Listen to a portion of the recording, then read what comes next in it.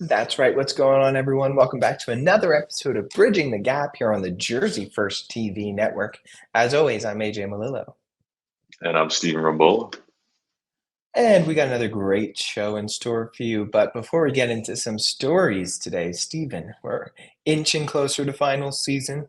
We both got whiteboards behind us, which implies that we're both at our respective law schools. So, what's going on? How's your week been? Yeah, that's a good guess. This thing will at some point very soon be completely top to bottom, left to right covered in for me probably property. That's what I really need to start working on. Um, Fair. but it's been decent. It's been a good week. I honestly I have to say, and I don't invoke this. I don't think I've invoked it at all yet.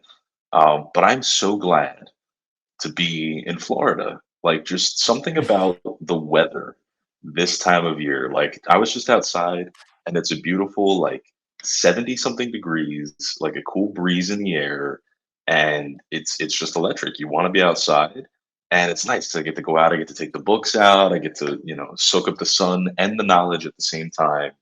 So that's been my saving grace this week is good weather has been about the only thing holding me together. Other than that, feels like life is crashing and falling around me. I have papers due, online assignments due. I have an oral argument coming up. I have to submit. It's a whole to do. But you've been there, done that. So I completely understand. And you know what? I feel the same way. I have a bunch of things coming due and busy all over the place, except for the fact that for up here, it's been raining all week. Like, and not a little bit of rain, a lot of rain, torrential downpours. It's been absolutely disgusting. I woke up, it was like lightning and thunder the other night. So I don't even have the weather going for me, basically. It's just everything comes crashing down. But I do have a good news. I finished one class for the semester. I'm done with my trial advocacy class. Last night, at the point of recording this, I had my final trial. We got two not guilties, both counts. Thank let's you very go. much. Sonny Grifford is a free man. He didn't do it. So, yeah, so things are good. Things are good.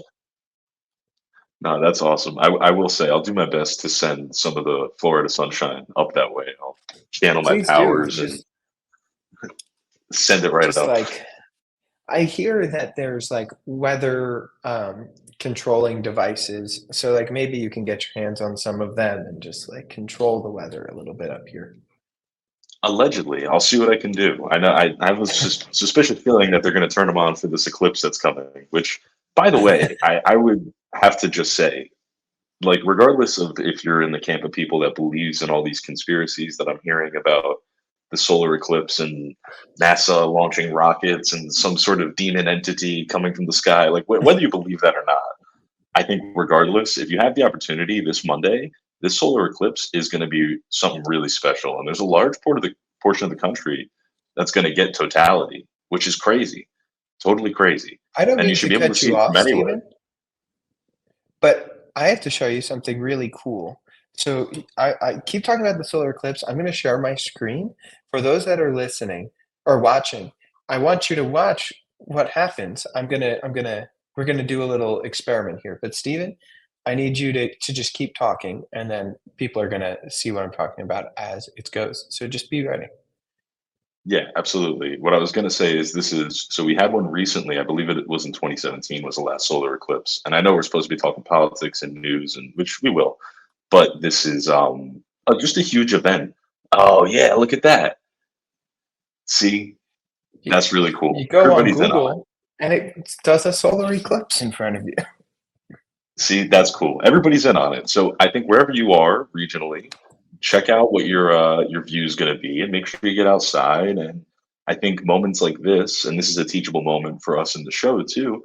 It's a moment of it's a convergence almost. Like we can stand shoulder to shoulder, Republican, Democrat, friend, foe, and look to the skies like humans have done for millennia before us, and just be amazed at the world that we live in that we don't really understand. And I think that's something to be cherished. And when we have an opportunity to do that with our fellow brother and sisters, we should take it. So that's my personal piece of advice: is go out and feel the celestial love. I couldn't have said it better myself. That was a beautiful sentiment, Stephen. I think you're right. And I think it's just like kind of like a funny thing. I've been seeing a lot of places really playing up the solar eclipse. Like like Yeah, the Yankees are doing a giveaway for their game on Monday.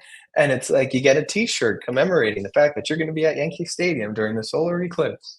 And it's like, that's cool. I don't know, like that's just kind of funny. Like it's fun. People are like into it. And I think that's cool. I agree. Something to look forward to. That's true. And another thing to look forward to, Stephen, we'll talk about our first story, is a court case that is currently in the works with New Jersey. And maybe not for everybody, this is something to look forward to, but certainly for two future lawyers like ourselves, this is a bit of an interesting thing. And it's a story we've been following. So we're just going to touch base on what was going on in the New Jersey primary ballot lawsuit that Andy Kim had put out there in the very beginning of the race against Tammy Murphy for the Democratic Senate race. So, as we know, U.S. District Judge Zahid Qureshi put out a preliminary uh, ruling which stopped the official design of the primary ballots.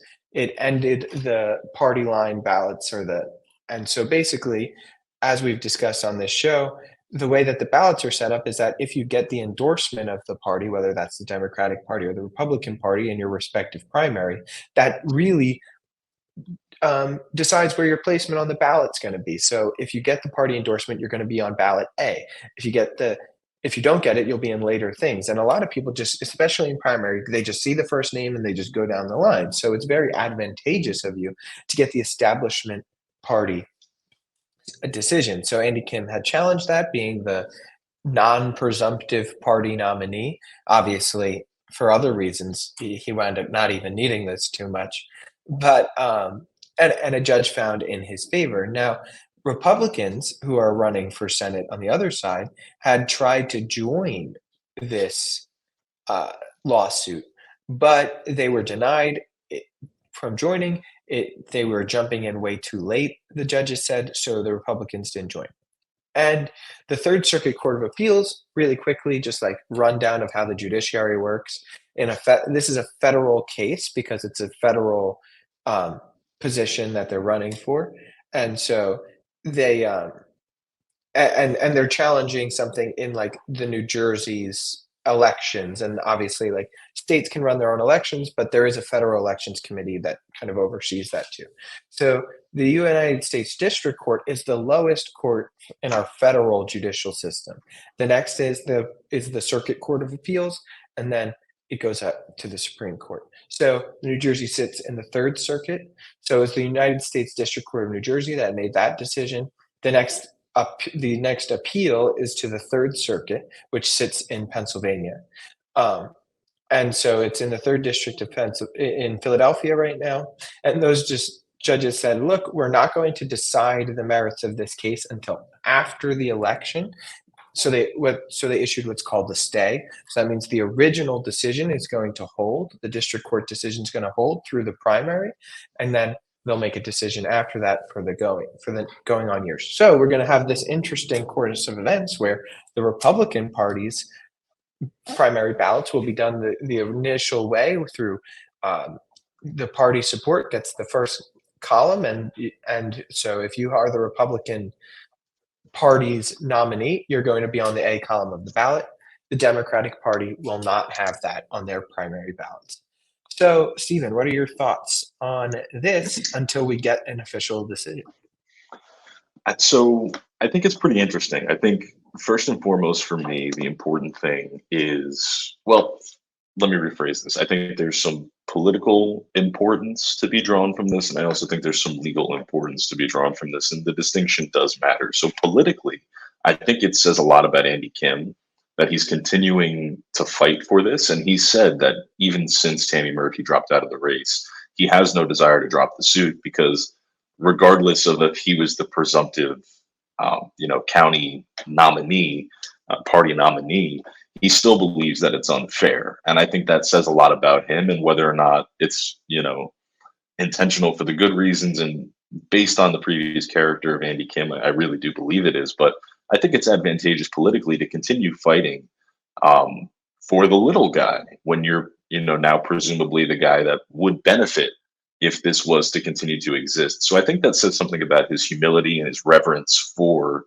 a purely democratic system. And so I can really appreciate that. And I'm glad that he's seeing this lawsuit through. I also think it's interesting, too, this whole point about the Republicans not being able to join.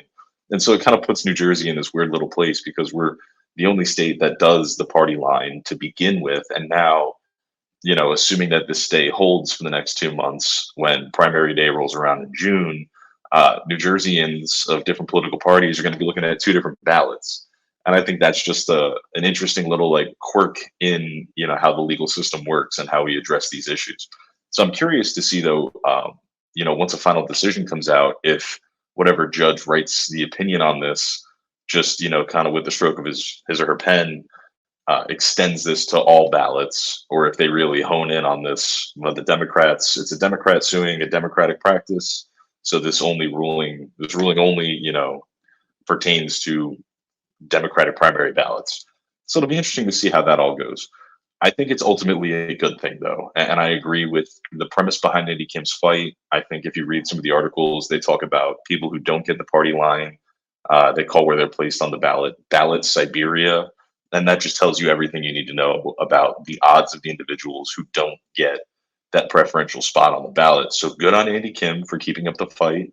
And I think good on these judges for issuing these decisions. I think they're right. And I think they're going to usher in something that feels more democratic. And ultimately, at the end of the day, one of the things that make a democracy successful, or a republic successful, is giving the people the true feeling like their voice matters, like they have an opportunity to be heard, and removing these small barriers that seem to be suggestive of, a right and a wrong, or a better and a not better choice, makes that process feel natural. And I think it's exciting. I think it makes it exciting to go into, the polling station, get to the ballot box, and you see everybody on the same playing field. And it's a true opportunity to be an educated and neutral voter, and not have your eyes pulled one way, or the stroke of the hand down the ballot be too easy. So something that's making the process more democratic and feels like the people have more of a choice, I'm all in on. I think it's a great idea.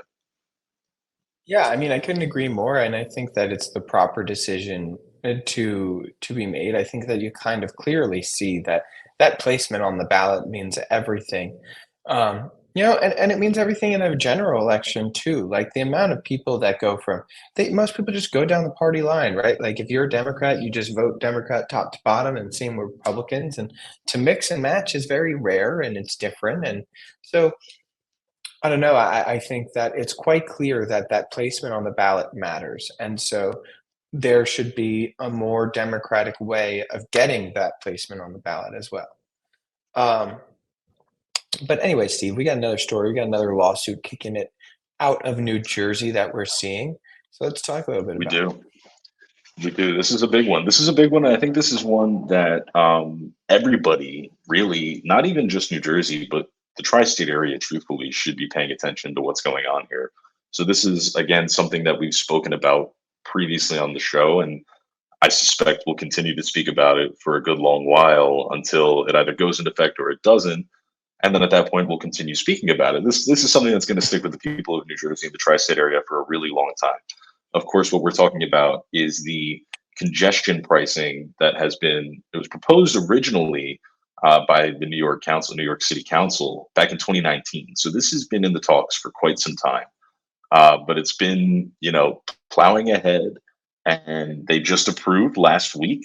They approved the tolls, set some numbers. So I'm going to read those, give a little information on those, get into the lawsuit, and then I want to hear some opinions about it. But for background information, so what this seeks to do is ultimately to reduce travel and traffic and congestion anywhere south of 60th Street on the island of Manhattan during essentially regular business hours. So what they're proposing and what the MTA board approved last week were tolls for vehicles, cars, $15 to enter into the congestion zone, is what they're calling it, that area, 60th Street and below. Commercial trucks, depending on their size and weight, are going to be charged either $24 or $36 to enter that zone. And they're suspecting that this is going to raise about $1 billion annually. Now, that figure is really important when we get into the merits of the lawsuit and what is being contested. So, on the lawsuit, Governor Murphy, some other state officials have sued right now the United States Department of Transportation and this agency called the Federal Highway Administration. They're suing them for allowing the program to go ahead. And the claim from Governor Murphy and these other state officials is essentially that the Federal Highway Administration didn't do a thorough analysis of the environmental impact that this congestion pricing policy would have on the surrounding counties and neighborhoods as all of this traffic gets redirected around the counties and neighborhoods surrounding Lower Manhattan. So they're claiming that the agency just rubber stamped it and didn't, conduct any true environmental review phases or discovery processes or anything. And they claim that the Federal Highway Administration just blanketly said there would be no significant effects. So all of this comes now full circle when we look at some of these facts. So the MTA has said, and this is a statement from their attorney, and I should pretext all of this by saying that this is a 2-day court proceeding that's happening right now. The first day occurred yesterday, so we're recording this on Thursday, April 4th. So the information that I'm presenting to you guys is from statements made yesterday, Wednesday, April 3rd. But a lawyer for the MTA said that they have funds to mitigate the effects of pollution to New York City and the surrounding counties. They said that this number's in the tens of millions of dollars. Now, what's interesting about this is that when they conducted this initial review of the effects of pollution, they identified 15 New Jersey towns that would possibly be affected by the pollution. Now, when they approved these tolls last week, that number from 15 was reduced down to 4, and allegedly there is no money set aside by the MTA to assist those 4 New Jersey towns in mitigating the effects of pollution that they're going to see due to the increased presence of cars attempting to avoid the congestion area, essentially. And what the MTA lawyer suggested is that they would consider maybe school air filters and neighborhood tree planting programs, which I think is incredibly inadequate when that same gentleman also said that the MTA has tens of millions of dollars saved for the counties and townships of New York City and surrounding areas. And an attorney for the state of New Jersey has gone so far as to say that all the MTA has done is look out for their own. And I think that's certainly merited. So what this is all coming down to and what we're really waiting on is the final stamp of approval, which is expected to be coming in a few weeks from the Federal Highway Administration, where they can basically give this the go ahead. And if it does go through, these tolls and this congestion pricing and the creation of this congestion zone is going to begin in June of this year. So this is a contentious legal battle, and this is only one of 6 lawsuits that have been filed by different entities, different states, different individuals. The mayor of Fort Lee filed a similar lawsuit challenging essentially the passage of the congestion pricing in New York City. So I'm curious, before I give any of my takes or opinions on it, what you think about everything. And the big question that I think we all want to answer is, should the Federal Highway Administration approve, this deal, approve the congestion pricing in Lower Manhattan? I think that when it comes to the merits of the lawsuit, look, I'm not going to say one way or the other. I'm not an administrative lawyer or anything like that, but I'll say this. I think that the idea that the MTA is doing this for anything other than more money is absolutely foolhardy. And the reason I'm going to say that, like the only thing that they are concerned about, and I'm not talking about like the individual people on the ground, but like the high end people in the agency, they care about getting more money because that means more money in their pockets. And the only reason I say that is because, Steve, let me ask you something. What's the biggest event in New York City that like closes down roads every year? Just tremendous event, huge, closes down bridges and like completely shuts down part of the city. The New York City Marathon. The New York City Marathon. And do you know what the MTA is doing when it comes to the New York City Marathon, Stephen. They're trying to charge Um, runners even more money, Stephen. Sorry, I cut you off. I didn't even let you answer. Currently, I didn't know and this. the reason why, Steve, is because right now non-members of the New York Roadrunners pay $315 per to run the race. And members of the New York Roadrunners pay $255 to run the race, right? They want to add more extra fees onto racers because closing down the Verrazano Bridge means they lose money. And they have to close down the Verrazano Bridge for this race to occur. Race officials estimate the marathon, however, in 2019 generated $427 million for the entire city based off of travel and things of the like, right? So let me ask you something. They really care about congestion. They really care about the environment. They really care about all of these things. But you know what? There's one day of the year that a lot of cars aren't on that road. Actually, no cars are on that road for a good portion of that day. You would think they would love that. It's huge. And what do they care about? We're losing money. We're losing money. So we're going to put the fees up because we need the money. And so we're going to raise the tolls, not because they care about the environment, because they need the money. And we're told that that money is going to go and it's going to redo our public transportation and it's going to redo our, failing infrastructure. Well, guess what? We're paying $15 to get over the GW already, if not more. How good is our infrastructure? Steve, New York's not alone in doing this.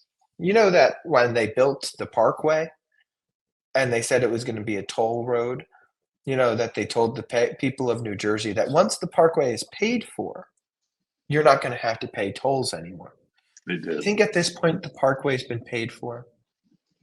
Probably a few times over, if I had to guess. And what keeps happening? They actually keep increasing the tolls. Oh, interesting. Do we care about the people? Do we care about the environment? Do we care about anything other than the green in our pockets? I don't think so. And I think that's why this should fail. I think And like I'm that's sure the legal argument is great and fine, and I'm sure the lawyers in New Jersey are doing a bang up job making the legal case that they have to make. The only case you have to make is the case to the people. They don't care about you. and I They think care that's about their wallet. true. I think that's true. And I gotta say, I'm actually shocked about the information regarding the marathon. And there's something that really offends my conscience that like this entity, their board has, I think a majority of their board is appointed by the governor and the mayor of New York City, right? And they're attempting to like it's almost like loss spreading onto consumers who are still it just seems wrong. It just seems wrong. Can the people of New York not have a day where the MTA, sticks their hands in their pockets and robs them of everything that they have? It seems like the answer is no. And to your other point about this, it's like, where does this money go? Because every time I've been to New York City, I've been going to New York City for well over a decade at this point in my life. I can't say that I've seen, tremendous improvements in public transportation. If anything, I would say that the quality of public transportation, and maybe this is more so to do with the quality of individuals using, public transportation in New York City, has decreased. And so I think it's very disillusioned. And on top of all that, I agree with you, the common sense argument that these people simply don't care about you and all they want is your money is going to win the heart of the people. And I think the lawyers have a really great point to be made here. The MTA, basically sits, it like hugs New Jersey. And there's plenty of partnership that exists between the state of New Jersey and the New York City and the state of New York and making sure that all these public transportation systems to get people in and out of the city, to go to work, to run marathons, do whatever they want to do, they work well. And I have to say, as a New Jerseyan, I feel slighted by my brothers to the north. I feel taken advantage of, and they've left us out to dry. They are poised to make travel into the city harder, less convenient, make $1 billion doing it, and dump pollution into the neighborhoods surrounding them And if you're in New York, they got you covered. If you're not in New York, plant some trees and put a new air filter in your school is all they have to say to you. And I think that's disrespectful. So I think the Federal Highway Administration really has a tall task ahead of them. I think they should very carefully look at the arguments being made and the public opinion on this. And I think an interesting thing, and then we can end after this really briefly. Last week, when the MTA approved the tolls, they had about 25,000 comments uh, submitted through the online website about the tolls. And surprisingly, and this might shock you, this might shock the listeners, and this could be something to leave them with to consider. 60% of those messages that were sent were actually in support of congestion pricing and the tolls that they approved. So it's really interesting because now you have presumably a lot of New Yorkers are writing into that. And so, how do we balance the interests of the people of New York who are likely to use these services, benefit from the $1 billion that the MTA is collecting, versus the detriment that the people of New Jersey receive by the MTA's, lack of accountability in helping fix the problem that they're creating. I would just say, I would leave it at this. How do we mend that? We'll ask the people of New York how well their city functions if New Jersey stops showing up. The amount of people that work in New York, the amount of people that spend money in New York on a daily basis because they have to, that keeps those people, those 60%ers, I'll call them, afloat. What happens when they stop showing up?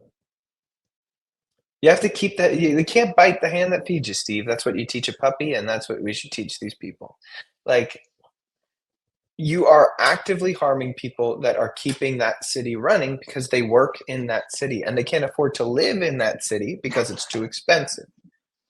This is all true. This is all true. It's a very loaded issue, and like I said, I think we have a lot of conversations coming up about this because at this point we're a mere 3 months away from finding out if every time you want to go to New York City, you got to basically cough over $20 and probably still have to sit in traffic at the end of it all. That's going to be the real fun. Certainly still sit in traffic. It's not even. But anyway, Stephen, we do have to cut it as we have some classes to attend to. So I will talk to you all next week for Jersey First TV and Bridging the Gap. I'm AJ Malillo. I'm Steven Rambola. Have a wonderful week, everyone. We'll talk to you again.